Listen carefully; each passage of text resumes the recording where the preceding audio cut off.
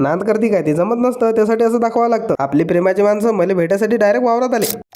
दुपारच्या टाइमले बैलजोडीनं पहिले तर दाण पाडून घेतले आणि त्याच्या बाद शांततेत निमाखाली बसून एकदम सटमध्ये जेवण करून घेतलं आणि हातातच आपलं फावडं घेऊन डबल कामाला लागलो. म्हटलं आजच्या तारखेत आपले पुरे गव्हाचे बारे झालेच पाहिजे. भावांनो, नेहमी मी वावरातले व्हिडिओ टाकतो, वावरातले कामं करताना दाखवतो, तर याच्यावर काही झाकणे मला म्हणतात की काय तू हे वावरातले व्हिडिओ टाकतं आणि नेहमी मराठी भाषेला पुढे न्यू करतं. एक काम कर म्हणे, तुला जर फेमस व्हायचं असेल तर हिंदीत व्हिडिओ बनवत जाय आणि जरा कपडे गिपडे चांगले घालत जाय आणि वावरातले व्हिडिओ ते बंद करून टाक, की मराठीतच जर तू व्हिडिओ बनत राहिला तर तू फेमस नाही होशील. म्हटलं बाबा, हे तर माझ्या मरेपर्यंत काही शक्य होणार नाही. वावरातले व्हिडिओ टाकणं मी कधी सोडणार नाही आणि राहायला मराठी भाषेला पुढे न्यायचा विषय, तर ते तर मी नेल्याशिवाय राहणार नाही. मग मी जीवनात फेमस झालो नाही तर चालते. कसं आहे ना, आपली भाषा जर आपण जपणार नाही तर कोण जपेल. जर प्रत्येक जण फेमस व्हायसाठी जर असाच भाषा बदलत राहिला तर मग एक दिवस असा येईल की मराठी भाषा कोणी बोलणारच नाही. आता यात बी काही जण म्हणतील की तू मराठी आणि हिंदी मध्ये वाद लावून राहिला, तर त्याच्या माहिती करता मला कोणाच भाषेची वाद नाहीये. मी तर उलट लयखेप हिंदी बी बोलतो आपल्या व्हिडिओत आणि इंग्लिश बी बोलतो, पण ते मग एकदम कमी प्रमाणात. जास्तीत जास्त मी व्हिडिओत मराठीच बोलतो, कारण की आपल्या भाषेचा माझा आपण नाही करणार तर कोण करीन. वावरातले कामं आटपून बस घरी चाललो होतो, तेवढ्यात आपले प्रेमाचे माणसं मला भेटायला आले. म्हटलं, काय रे बा, तुम्हाला वावर कोण सांगलं? आणि तसं बी एवढ्या अंदर मला भेटायला यायची काही गरज नव्हती बा. एखाद्या वेळेस कुठे ना कुठे भेटलोच असतो आपण. सांगा बरं, आपली मराठी पब्लिक किती प्रेम करते माया. वावरात जर मला भेटायला येऊ शकतात तर मग माझ्यासाठी तेवढं खाली दिलेलं फॉलोचं बटन बी दाबू शकतात. आणि हे जे लोक मला नावं ठेवतात मराठी भाषेला घेऊन पुढे जाऊ शकत नाही, यायचं तोंड 0 मिनिटात बंद करू शकतात. शुभम सुलतानाच्या प्रेमाच्या माणसाला नान नाही करायचा भाऊ. चला भावांनो, आजचा व्हिडिओ दाबून शेअर करा आणि थोडा रपारप फॉलो करून टाका आणि पाहुणे बा, तुम्ही काहीतरी जबरदस्त वाजून टाका.